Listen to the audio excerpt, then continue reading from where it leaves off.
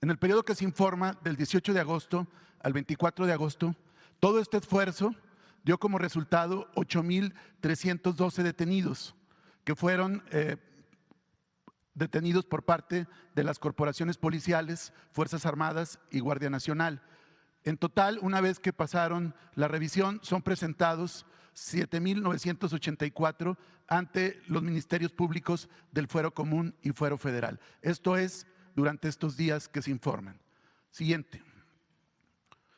El 19 de agosto, elementos de la Secretaría de la Marina y la Fiscalía General de la República, en cumplimiento de una orden de aprehensión, lograron la detención de Jesús M., exprocurador general de la República, tras cumplimentar este mandamiento judicial por los delitos de desaparición forzada, tortura y contra la administración de justicia en el caso Ayotzinapa.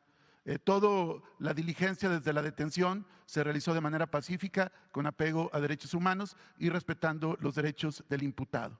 El pasado día 24, finalmente, el juez de control vinculó a proceso penal al exprocurador, ratificando la medida cautelar de prisión preventiva justificada en el reclusorio norte. Siguiente.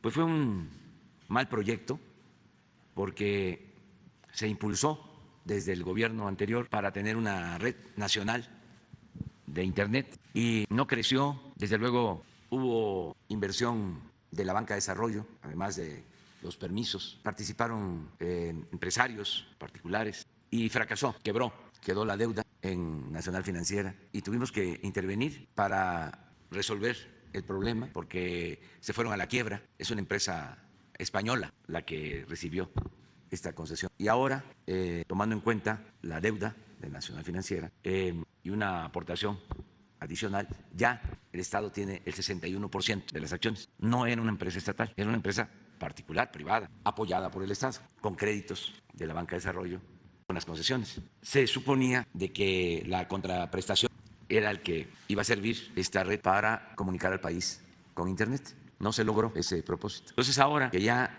el Estado tiene la mayoría y la administración de la empresa, porque no solo en el sector público hay excesos y extravagancias. En estas empresas, que además se hacen amparo del poder público, los funcionarios de estas empresas ganaban más de 500,000 pesos mensuales. Imagínense si así iban a salir adelante, con unos costos de operación elevadísimos. La austeridad republicana aplica no solo para el sector público, sino también para el sector privado. No se debió solicitar la consulta, no había motivo, no se informó bien al gobierno de Estados Unidos. Nosotros llevamos a cabo, 15 días antes de esa solicitud de consulta, una reunión con empresarios estadounidenses. Estuvo el embajador, se vio caso por caso. Dediqué 2 semanas a atenderlos, 18 empresas, como 45 minutos, 1 hora, hora y media por empresa, todo el gabinete, sobre todo los directores de Pemex, Comisión Federal de Electricidad, la secretaria de Energía, el secretario de Relaciones Exteriores, y vimos caso por caso y se resolvió la mayor parte de los asuntos. No solo eso, se hicieron compromisos de inversión por 25,000 millones de dólares. Ya se están firmando contratos con ese propósito. En otros asuntos, inclusive, habían acusaciones de que terminales de combustible se utilizaban para contrabando. Se llegó a un acuerdo de suspender denuncias con el compromiso de que si se volvía a llevar a cabo una práctica de esa naturaleza, se cancelaba por completo el permiso de importación. O sea, así, caso por caso. En este caso, ¿por qué intervenimos? Porque queremos que se comunique el país con Internet. Y si no lo hacemos nosotros, si no lo hace el Estado, pues no lo van a hacer las empresas particulares. Es el ejemplo que repito y repito de la industria eléctrica, de cómo el presidente López Mateos toma la decisión de nacionalizar las empresas eléctricas particulares, porque si no, no se hubiesen electrificado los pueblos. Imagínense una ranchería, una comunidad, un ejido, que para tener el servicio de energía eléctrica tenga que aportar el costo de los postes, de las líneas, pues nunca tendría energía eléctrica. A partir de que se nacionaliza la industria eléctrica, se electrifica todo el país. México tiene 99.6% de su población con servicio de energía eléctrica. Pues se va a fortalecer esta red, que además es una red para todo el país, pero que no puede, así se concibió, dar servicio directo al consumidor. Es una red para dar el servicio a intermediarios, a empresas que se dediquen a dar servicio de Internet o de comunicación a particular. Esta red de Altán no llega a la llamada última milla. Es una red que alumbra, en lo general, actualmente al 70% de la población.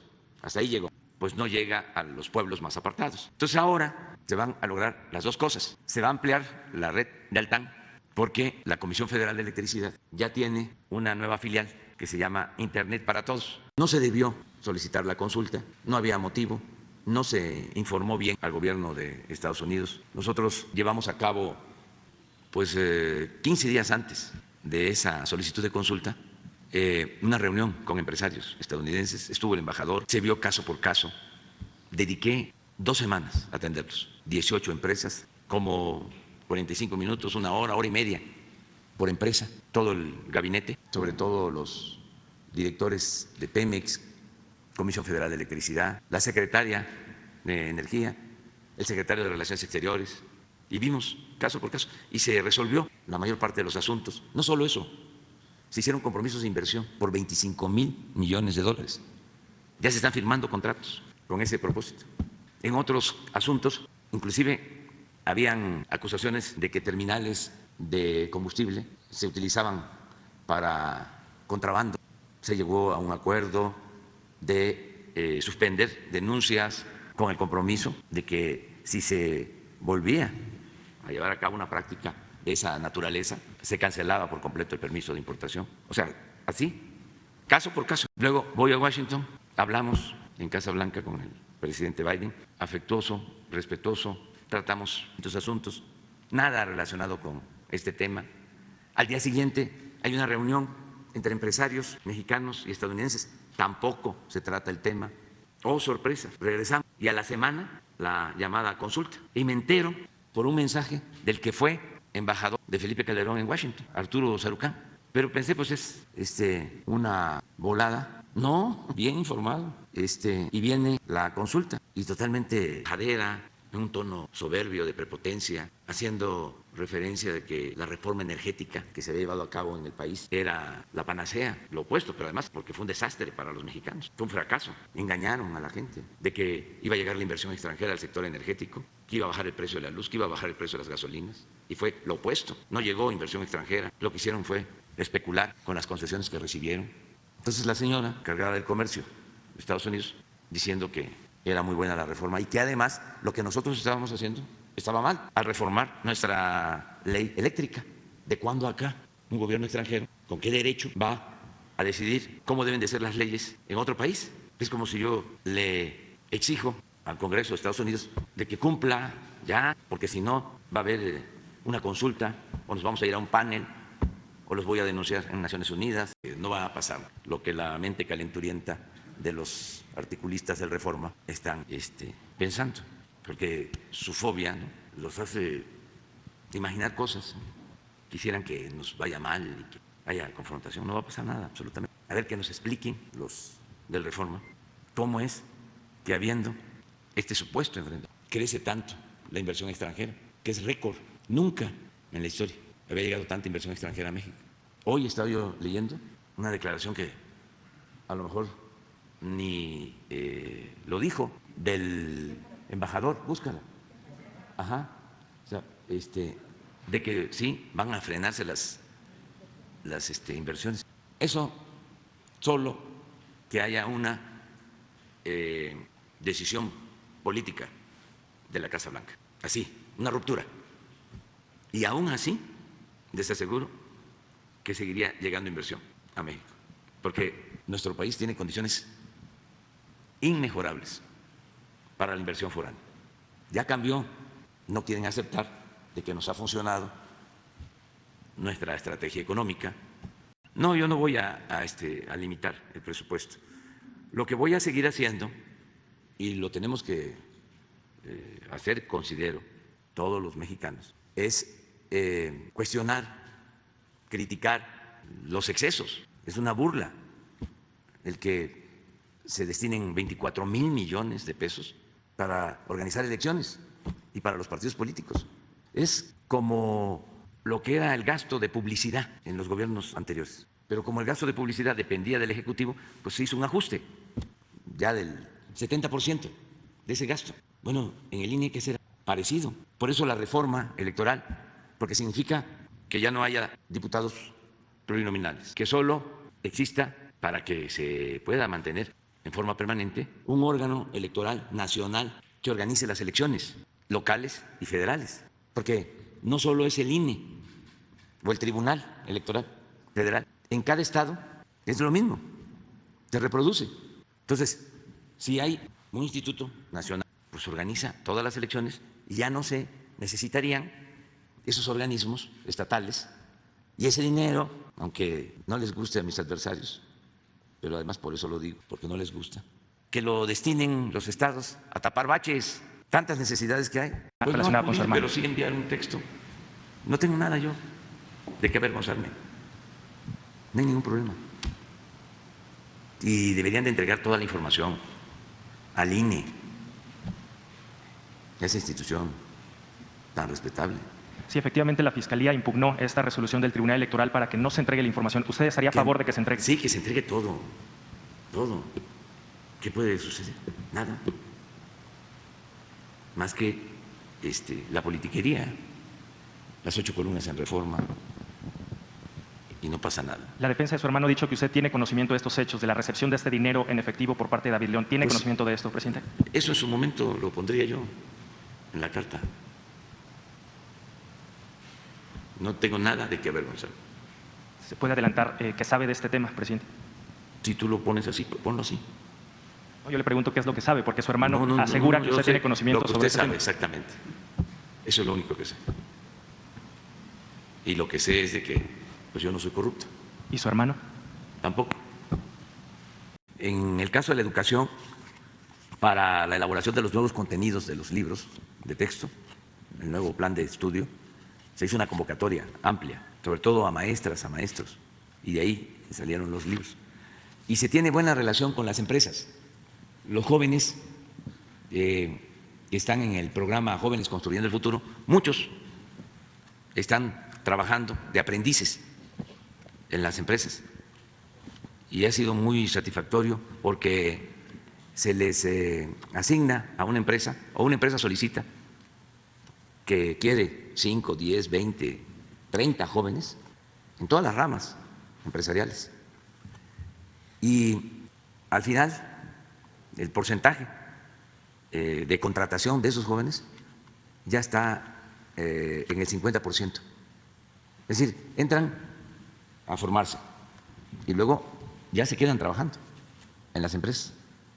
Ese programa es muy bueno y va a seguir funcionando. Tiene 2.300.000 jóvenes aproximadamente, que se les paga un salario mínimo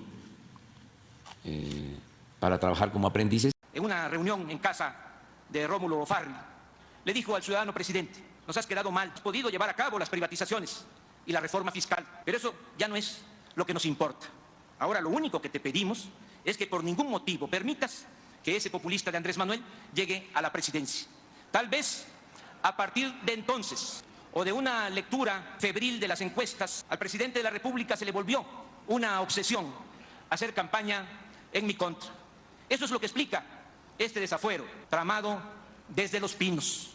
Por eso, con seguridad y firmeza, desde esta tribuna, aunque no sea la máxima tribuna, acuso al ciudadano presidente de la República, Vicente Fox Quesada, de estos procedimientos deshonrosos para nuestra incipiente democracia.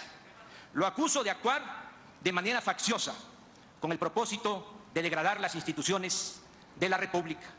Acuso también por complicidad al presidente de la Suprema Corte de Justicia de la Nación, Mariano Azuela Huitrón, por supeditar los altos principios de la justicia y de la Constitución a las meras consignas políticas ordenadas por los intereses creados del momento.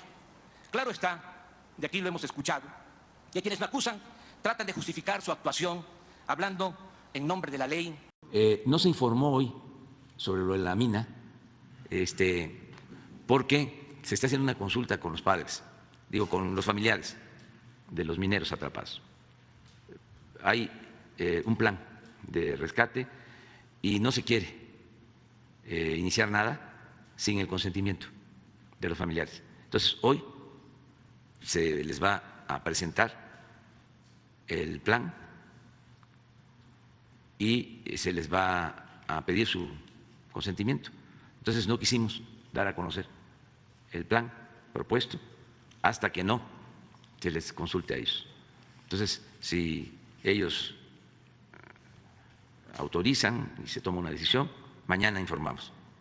Si no se puede mañana, pasado mañana, pero estamos cuidando eso. O sea, no tomar nosotros las decisiones sin consultar a los familiares.